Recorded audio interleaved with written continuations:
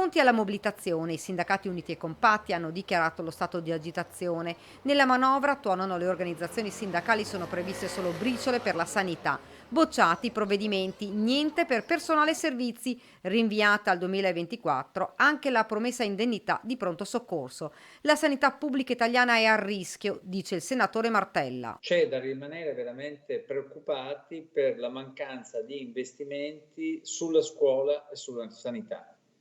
Sulla sanità le risorse sono talmente basse che non potranno fare fronte a quelle che sono le esigenze delle regioni, le esigenze per il mantenimento della nostra struttura sanitaria pubblica e per l'aumento dei costi che c'è stato nel corso di questo periodo a seguito del caro energia. Le condizioni di lavoro dei dirigenti medici, veterinari e sanitari, divenute insopportabili anche a causa di una pandemia non ancora superata, hanno ridotto il sistema sanitario a malato terminale, continuano i sindacati. Anche il Partito Democratico ha deciso di scendere in piazza contro questa manovra. Faremo vari momenti, nei quali di approfondimento e di iniziativa pubblica, nei quali presenteremo una nostra proposta di manovra economica profondamente diversa da quella, del governo e che pone al centro le questioni del caro energia, quindi degli aiuti alle famiglie, alle imprese, in maniera più efficace di quanto ha fatto il governo,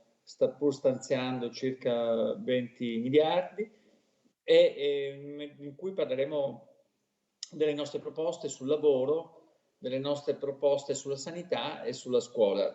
Il 3 e il 4 dicembre ci saranno delle iniziative del PD in Veneto.